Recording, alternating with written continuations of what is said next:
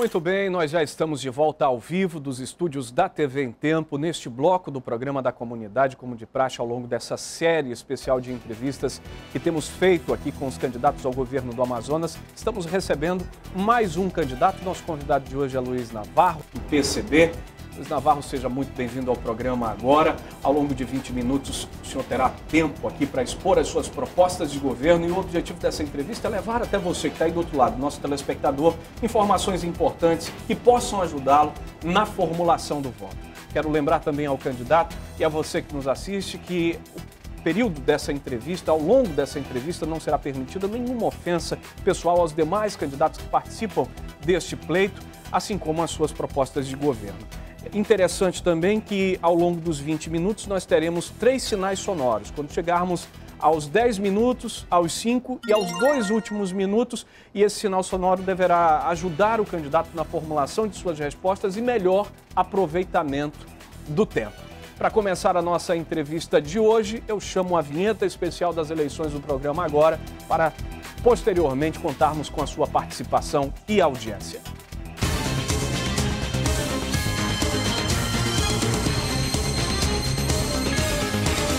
TV em Tempo. Eleições 2014. Com o cronômetro na tela, candidato Luiz Navarro do PCB, seja bem-vindo ao programa agora. Eu vou começar a nossa entrevista lhe fazendo a seguinte pergunta, essa eu tenho repetido aos demais candidatos que já estiveram aqui, pretendo repeti-la até o final, porque o senhor quer ser governador do estado do Amazonas e o que lhe credencia para isso? Boa tarde. Boa tarde a você, boa tarde aos telespectadores da TV em Tempo.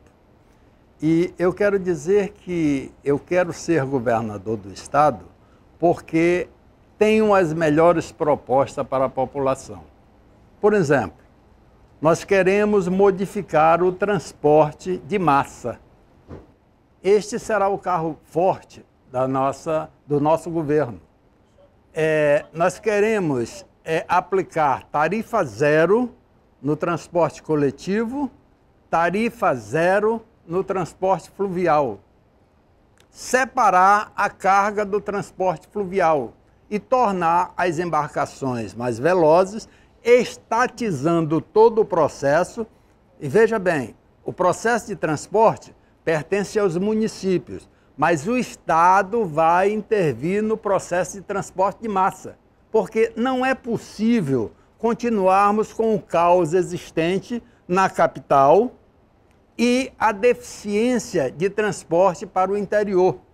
Por isso, pretendemos separar carga de transporte de massa para dar mais qualidade ao transporte de massa. Muito bem. E quais as outras áreas que eu acredito que o senhor deva ter programas de governo, que o senhor acredita também sejam importantes para alguém que vai assumir o executivo estadual? Desde campanhas anteriores que nós temos a proposta de aplicar para os professores 3 salários mínimos mais 50% como regência de classe para 20 horas semanais. Isto eu não vou nem discutir com os professores. Ao assumirmos o governo, isto será executado imediatamente, porque com um orçamento de 18 bilhões do Estado, é possível fazer isto. Achamos que as escolas devem ser todas integrais, a aplicação dos recursos públicos tem que ser nessas escolas e, pela manhã, a aplicação normal dos estudos e, à tarde, nós teremos esporte, lazer, arte e outros tipos de atividade que atraiam o aluno para a escola, para que o aluno se sinta satisfeito e possa estudar. Candidato, a gente observa que o seu programa de governo prioritariamente está baseado naquilo que o senhor chama de conselhos populares. Como é que vão funcionar efetivamente esses conselhos e de que maneira eles podem viabilizar uma melhor fiscalização dos bens públicos e principalmente a execução de obras que são criticadas, inclusive pelo seu partido? É preciso entender que o Estado e o município e o governo federal, eles estão lotados de conselhos. E, diferentemente dos conselhos que nós queremos instituir, os conselhos atuais são de pessoas nomeadas pelos gestores. Sem nenhuma planificação, esses conselheiros não têm condições de enfrentar o gestor, porque foi o gestor quem nomeou e poderá demiti-lo. Não, nós pretendemos que os conselheiros dos conselhos populares sejam eleitos pela comunidade. Para isso, haverá um critério, logicamente, de avaliação da capacidade desses conselheiros. Por exemplo, na educação, tem que ser pessoas identificadas com a educação e com capacidade de ser um conselheiro da educação. O conselheiro de transporte tem que ser uma pessoa identificada com problema de transporte para eleger as prioridades necessárias da comunidade e aplicar o orçamento. É assim que vai funcionar os conselhos, eleitos pela comunidade, diferentemente dos conselhos atuais, que serão extintos, que são nomeados pelos gestores. Muito bem, a nossa apresentadora, Márcia Lasmar, apresentadora do programa Agora, também tem uma pergunta para o senhor, candidato. Márcia, é com você. Candidato, eu gostaria de saber quais são os seus planos de governo com relação aos estudantes, já que há estudos que a má qualidade de vida de estudantes diminui o rendimento escolar. Eu queria saber do senhor como é que o senhor vai melhorar a vida de famílias e de crianças e adolescentes que precisam estudar e, para isso, precisam ter uma melhor qualidade de vida.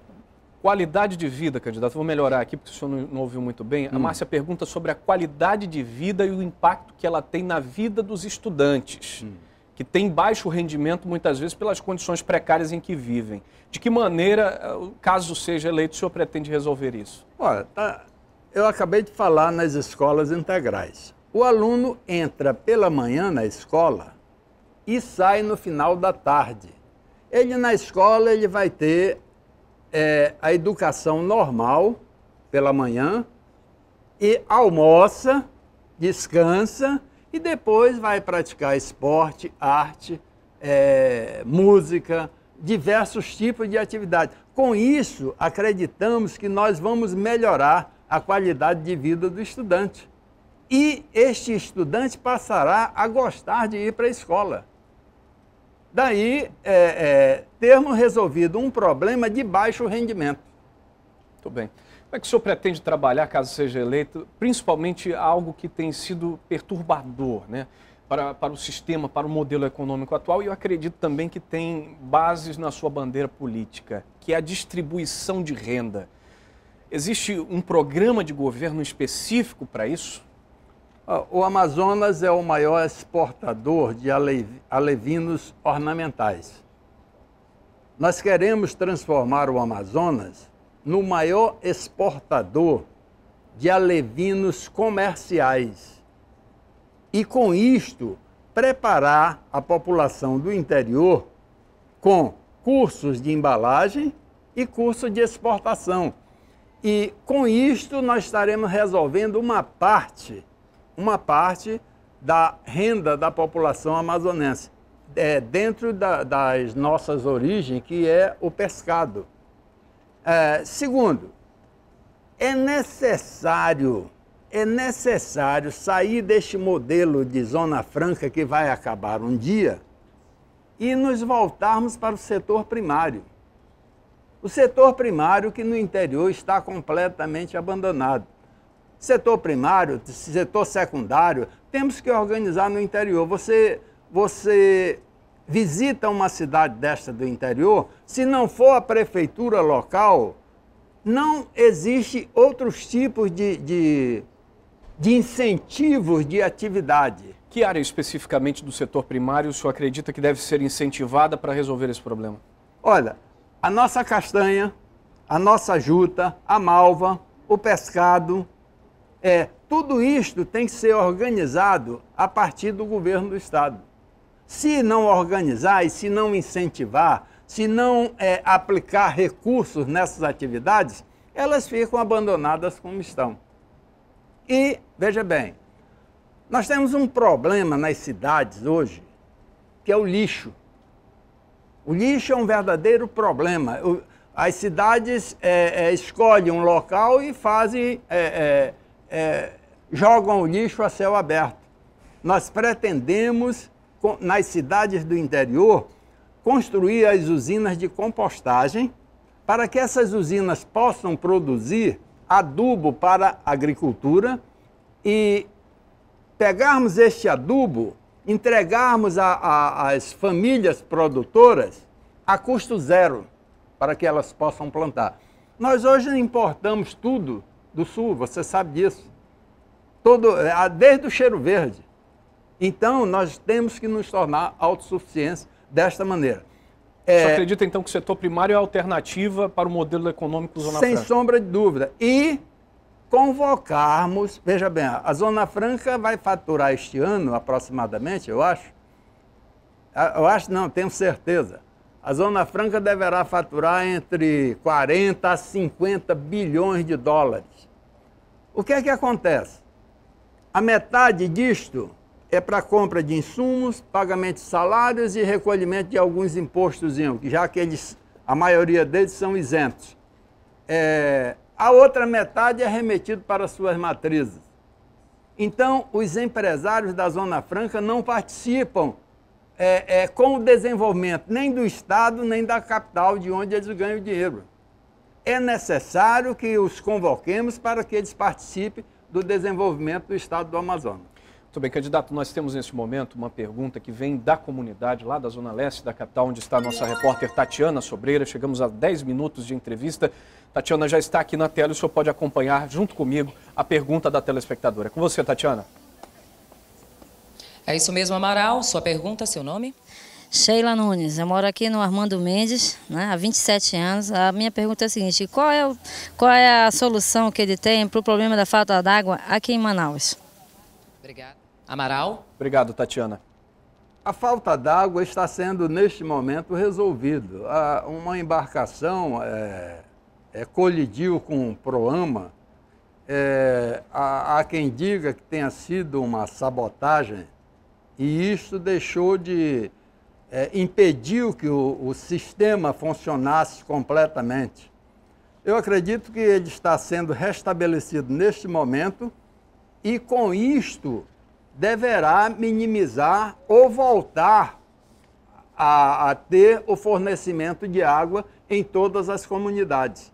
Não sei se a água está, de fato, chegando a todas as comunidades. Na nossa visão, no Partido Comunista Brasileiro, seria reestatizar a empresa fornecedora de água para que o Estado pudesse, então, investir, aplicar investimento do Estado para que não faltasse água para ninguém. Para mim, caro telespectador, nós teríamos que estatizar a empresa fornecedora de água para que o Estado possa lhe atender. O senhor acredita que hoje, eu vou aproveitar o gancho da telespectadora, o senhor acredita que hoje o Estado tem condições de absorver essa demanda e gerir com competência, solucionando os problemas atuais de abastecimento?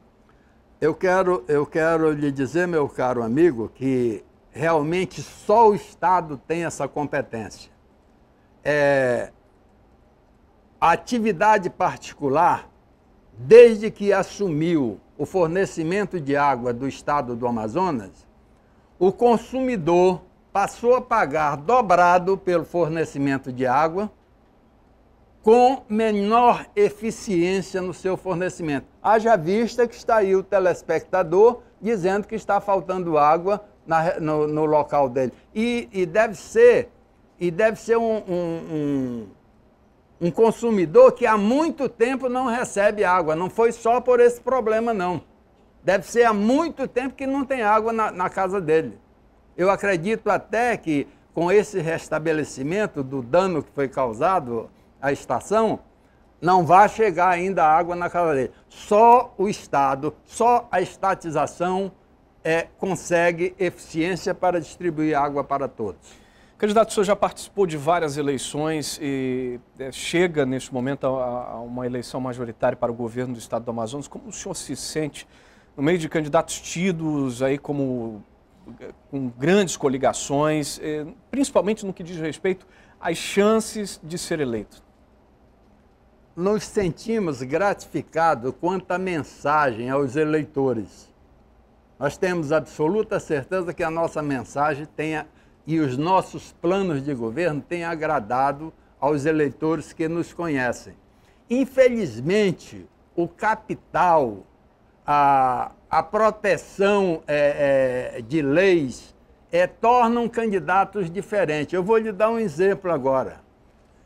Uma certa emissora de televisão vai haver um debate e os candidatos que não têm deputados federais na sua organização não poderão participar desse debate. O prejudicado é a população que não vai ouvir as propostas de todos. E isto contraria o texto constitucional que diz: todos são iguais perante a lei. Então, esta lei que impede que todos os candidatos se apresentem ao eleitor, ela fabrica candidatos de primeira e de segunda classe. O senhor tem observado um crescimento no número de pessoas que acabam comprando suas ideias, simpatizando da sua filosofia e também dos seus programas de governo, baseado aí nos conselhos populares, ao longo dessas eleições e dessa experiência que o senhor tem tido com o eleitorado? Sentimos, nós percebemos a população cada vez mais inclinada a simpatizar com nossas propostas. Mesmo porque as nossas propostas, elas atacam o lucro exacerbado e a concentração de capital, que isto, com o sistema socialista, passará a distribuir equitativamente a renda para todos. O senhor realmente acredita que o comunismo é a solução para isso? Não tenho dúvida. O capital... Mesmo tendo sido um modelo já falido em outras oportunidades? Nunca faliu, essa que é a verdade. O que houve foi um golpe na União Soviética, um plano que não teve estabilidade e como existem nações com certas organizações, aplicaram golpe. Essa que é a verdade. Mas toda a população da União Soviética que vivia muito bem, hoje está saudosa, tanto é que o parlamento na Rússia, a maioria foi eleita comunista neste momento, né? Então, esse negócio de dizer que o comunismo está morto, isso é uma balela. Quem está morto, de fato, é o capitalismo, que só distribui miséria, e com essa balela de que o mercado regula tudo, ficou provado agora na crise dos norte-americanos, que tiveram que usar o dinheiro dos impostos da população para salvar empresários. Aqui no Brasil aconteceu também. O senhor acredita que, então, esse modelo que o senhor tem como bandeira substituiria, sem problema nenhum, a administração hoje que o senhor vê no Executivo Estadual? Para o futuro, não se pode continuar com a concentração impiedosa de rendas. Só o socialismo é capaz de distribuir rendas e beneficiar a vida de todos. É por isso que nós abraçamos o socialismo e acreditamos que ele vai ser a solução para o mundo no futuro. Vou aproveitar o gancho para o senhor falar para mim em relação ao Conselho Popular de Desenvolvimento Econômico. O que seria esse conselho que faz parte do seu programa de governo? Você sabia que esse conselho existe hoje?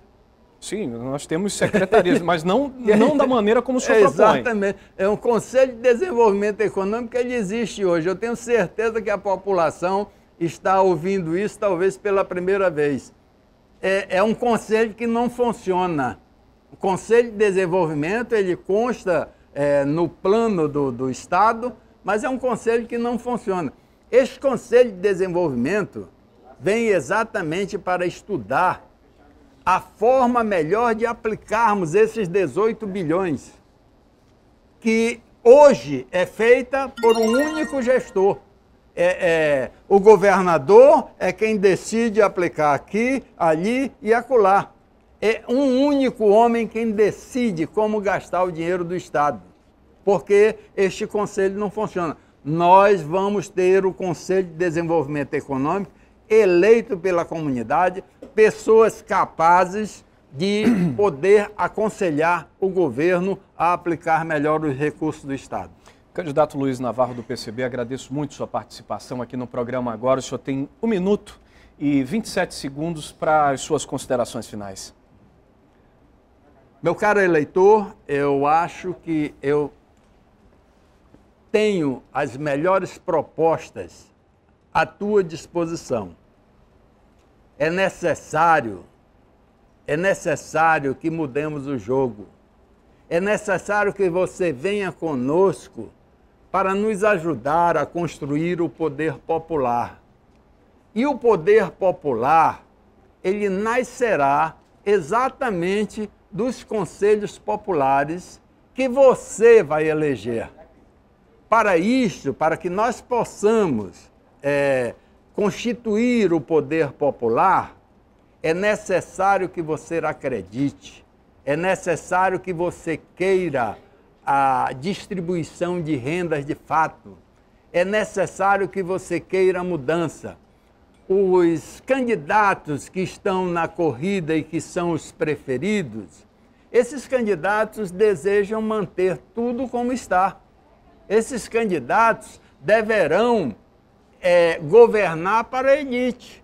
E você que não tem rendas, meu caro eleitor, você precisa pensar nesta mudança. Você precisa desejar essa mudança e votar nas nossas propostas. Obrigado, Luiz Navarro, do PCB. Assim a gente encerra mais uma rodada de entrevistas. Você de casa, obrigado também pela audiência. Amanhã, Chico Preto, do PMN, é o nosso convidado. Márcia Lasmar.